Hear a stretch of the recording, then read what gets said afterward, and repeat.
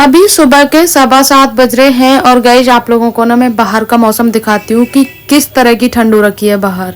बहुत ठंड है यार, सच में बहुत ज़्यादा।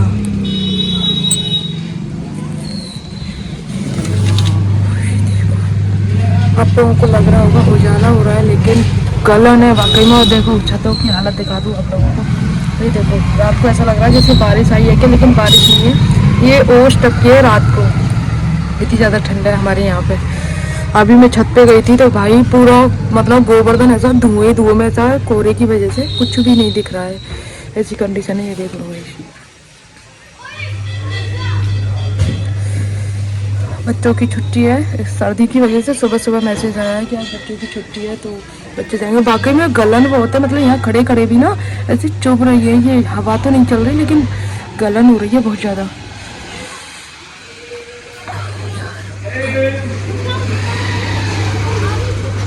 ऐसे में भी परिक्रमा चल रही है खूब। तो अभी तो बच्चे सो रहे हैं। ये मेरा बेटा ऐसे सोता है। ये देखो गाइस, हमारे यहाँ पे रौनक, वैसे तो हमारे यहाँ रौनक हमेशा ही लगी रहती है, लेकिन 30 त्योहारों पे या फिर छुट्टियों में कुछ अलग ही रौनक हो जाती है।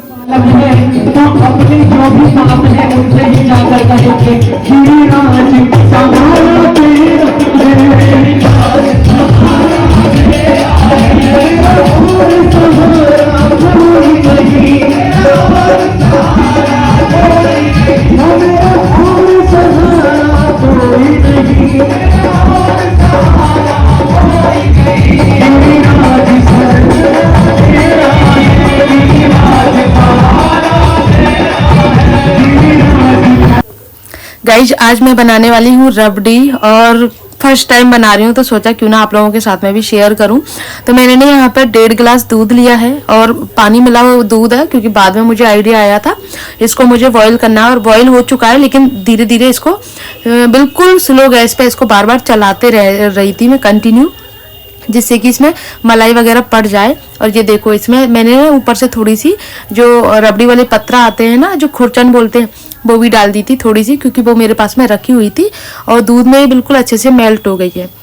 लेकिन यहाँ पे मेरे से ना एक गलती हो गई, क्योंकि मैंने गरम गरम दूध में डाल दी थी और उसके बाद में थोड़ी सी शक्कर डाली थी, क्योंकि शक्कर भी ज़रूरी है। तो वो मेल्ट हो गई। तो उसके बाद में फिर मैंने दोबारा डाली। उसके बाद में परफेक्ट बनी थी एकदम। पतिदेव को बहुत पसंद आई। पहले ठाकुर जी को भोग लगाया, उसके बाद में पतिदेव ने टेस्ट करी। तो यहाँ पे ना मैं अभी केसर डाल देती हूँ। गरम दूध है तो ये मेल्ट हो जाएगा ऑटोमेटिक। केसर की जो पत्तियाँ हैं ना वो घुल जाएंगी इसमें। तो इस तरह से मैंने ना रबड़ी बनाई थी। सोचा आप लोगों के साथ में शेयर करूँ, क्योंकि मुझे ना कुछ चीज़ें बनाते रहने का शौक़ है। कुछ न्यू ट्रिक या फिर न्यू कोई डिशेज वगैरह जो हम फर्स्ट टाइम सीखते हैं या फर्स्ट टाइम बनाने की कोशिश करते हैं, उन चीज़ों का मुझे बहुत शौक है, तो वो मैं बनाती रहती हूँ। तो फाइनली मेरी रबड़ी लगभग बन के रेडी हो चुकी है और साथ में खाने की भी तैयारी चल रही है, क्योंकि खाने में मुझे मेथी के पराठे और आलू मटर की सब्जी बनानी है ना। तो ये देखो मेरी रबड़ी बन गई है और इसमें ये अभी बड़े बड़े पत्रा हैं, लेकिन थोड़े से मेल्ट हो गए थे। और लेकिन नेक्स्ट टाइम जब भी बनाऊंगी ना तब और अच्छा बनाने की कोशिश करूँगी, क्योंकि हम बिल्कुल एकदम परफेक्ट नहीं होते हैं ना। तो मैंने देखो किसी को रबड़ी बनाते हुए देखा आज तक, ना ही मैंने रबड़ी बनती देखी है। तो बस मेरा मन में यही था कि रबड़ी में पत्रा आते हैं ना, वही डाल देते होंगे, तो उसी हिसाब से मैंने बनाने की कोशिश की। तो वो लेकिन खाने लायक बनी थी। और मुझे ये चीज़ एक्सेप्ट करने में बिल्कुल भी बुरा नहीं लगता है कि कोई चीज़ गलत बनती है, ख़राब बनती है तो मैं उसको एक्सेप्ट ना करूँ। तो वो जैसी है वो मैंने आप लोगों के साथ में शेयर कर दी है। और अभी बना रही हूँ मैं मेथी के पराठे। तो मेथी मैं हमेशा इसी में काटती हूँ, क्योंकि आसानी से कटती है, हाथ भी नहीं करता है। वरना पहले क्या था ना, ये 2-3 साल हो गया आई थिंक इसको आए हुए, मतलब अब तो ये आया, लेकिन उससे पहले भी था, वो पुराना हो गया, टूट गया था। तो मैं हाथ से मेथी काटती थी तो हाथ ना पूरी सर्दी ऐसा ग्रीन हो जाता था अंगूठा, और निशान पड़ जाते थे चाकू के। लेकिन ये बहुत ईजी लगता है मुझे, इसमें मेथी काटना, धनिया, पालक, टमाटर, प्याज, कुछ भी काटो बहुत आसानी से कट जाती है और अच्छा भी लगता है। बहुत बारीक करती है, जितना बारीक आप चाहते हो उसके अकॉर्डिंग। तो आप लोगों के साथ में ना एक चीज़ शेयर करती हूँ मैं। 2025 का लास्ट दिन है आज, 31 है। वैसे तो ये ब्लॉग 4-5 दिन पुराना है, लेकिन फिर भी आज 31 को मैं एडिटिंग करने बैठी हूँ, तो सोचा आज ही आप लोगों से बात करूँ।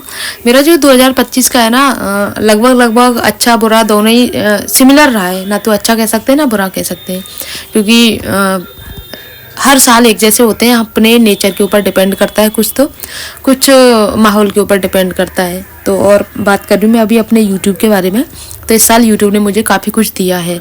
हाँ, मुझे निराशा नहीं मिली है यूट्यूब ने। पहले मोनेटाइजेशन, देन उसके बाद गूगल एडसेंस पेन, उसके बाद में फिर ये सारी चीज़ें होती गई, तो ये मेरे लिए बहुत खुशी की बात है। बट जो अपनी पर्सनल लाइफ की मैं बात करूँ, उसमें बहुत हौच पौच रहा है मेरी लाइफ में, बहुत ज़बरदस्त वाला। ये मुझे 2025 जो है ना, काफ़ी कुछ चीज़ें सीखने को मिली इस साल। मैं बिल्कुल, ये कह सकते हो आप कि बिल्कुल एक तरह की बेवकूफ़ थी मैं। हर किसी के लिए 24 आवर्स अवेलेबल रहना, हर किसी को हाँ हाँ करते रहना, फिर भी लास्ट में फिर आप लोगों को, वो कहते हैं ना कि जब आप 100 अच्छाई कर लो किसी के साथ में, और एक बार अगर आप मना कर देते हो किसी चीज़ के लिए, या एक बार आप अगर सवाल उठा देते हो, एक बार अगर अपने हक के लिए बोलते हो, एक बार अगर किसी चीज़ के लिए आवाज़ उठाते हो, तो वो जो 100 चीज़ें हैं ना आपकी, वो चीज़ें ख़त्म हो जाती हैं, और वो एक चीज़ है ना, वो ऊपर उठ जाती है। ये चीज़ मैंने नोटिस की इस साल में। तो इसीलिए ना इस साल मेरी कोशिश यही रहेगी, जो नेक्स्ट आने वाला साल है 2026 में, कि वैसे मैं इस साल बहुत चीज़ें सीख गई हूँ, अपने काम से काम रखना। वैसे भी मैं किसी के मैटर में नहीं बोलती, कभी भी मेरी आदत रही नहीं है किसी के मैटर में बोलने की, किसी की भी लाइफ में इंटरफेयर करने की, क्योंकि मुझे वो आता ही नहीं है। मुझे तो अगर कोई दूसरा भी किसी दूसरे की लाइफ में इंटरफेयर करता है ना, तो मैं उसको भी टोक देती हूँ। अगर मैं जिस जगह पे हूँ, अगर बोलने लायक हूँ, मतलब कोई ज़्यादा बड़ा नहीं है मेरे सामने, तो उस हिसाब से अगर मुझे बोल पाती हूँ तो मैं बोल देती हूँ कि दूसरे की अपनी लाइफ है, वो क्या पहनता है, कहाँ जाता है, क्या खाता है, क्या पीता है, कैसा उसका नेचर है, वो उसकी अपनी चॉइस है। हम कौन होते हैं उसकी लाइफ में इंटरफेयर करने वाले। तो वही मैं चाहती हूँ कि लोग मेरी लाइफ में भी इंटरफेयर ना करें। पूरा जो घुमा फिरा के बात कहने का मतलब नहीं है मेरा, बस सिर्फ इतना ही कहना है कि मेरी लाइफ को मेरे ऊपर छोड़ दो। मेरी लाइफ के लिए मेरा पति है, वो बहुत है मेरे लिए। तो मतलब वैसे तो देखो कहने का कोई फ़ायदा नहीं है, लेकिन फिर भी मैं यूट्यूब के ज़रिए अपनी मन की बात बोल रही हूँ, क्योंकि कई बार ऐसा होता है ना, हमारे अंदर इतना बवंडर बैठ जाता है ना, फिर वो एकदम से निकलता है तो वो बहुत ज़्यादा नुकसान वाला होता है, अपने लिए भी, सामने वाले के लिए भी। तो इसीलिए जितनी भी मन की बातें होती है ना, अगर आप किसी से कह दो तो वो ज़्यादा बेटर रहती हैं। तो मेरा मतलब कुल मिला के बात यही है कि लोगों को मेरा वीडियो बनाना, मेरा कुछ भी करना पसंद नहीं है। मेरी लाइफ स्टाइल, मेरा रहने का तरीका, मेरा कहीं आना जाना, मैं मतलब हर चीज़ में, यहाँ तक कि मैं किचन में क्या बनाती हूँ, ये भी कुछ लोगों को पसंद नहीं है।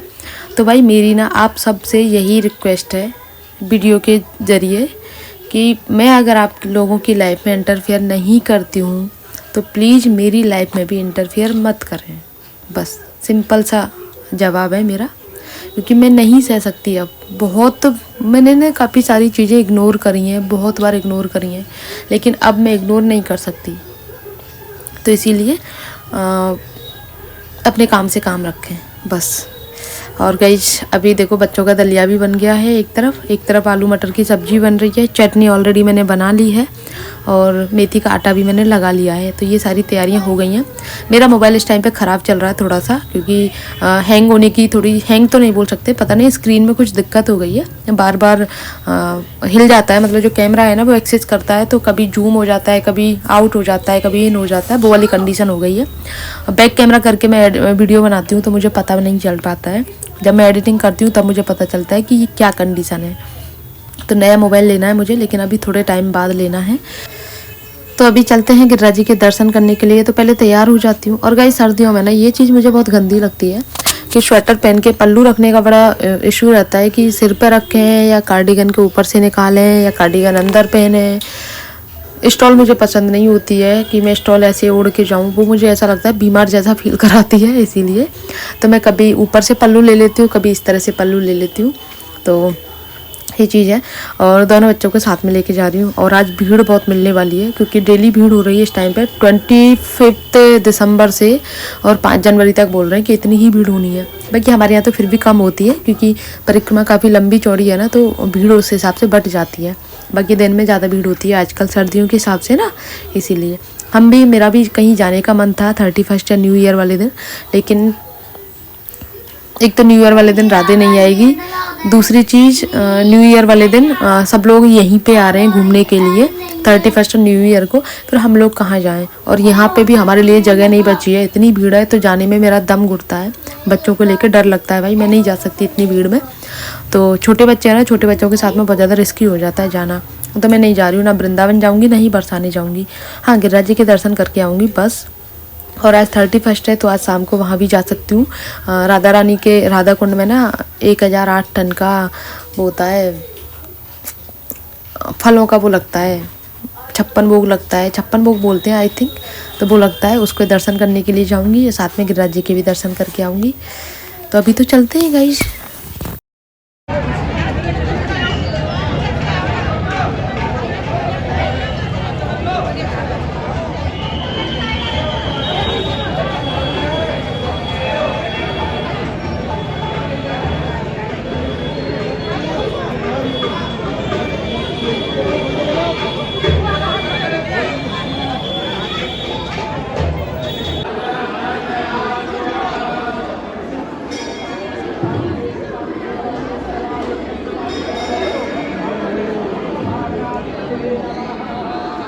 जाओ चलो स्वरा हर्षित को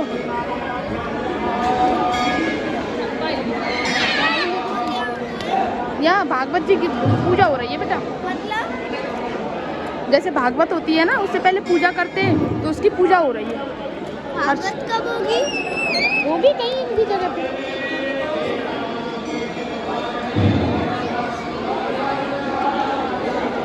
हो जाएगा बेटा, भीड़ बहुत है हर्षित, भागे मत।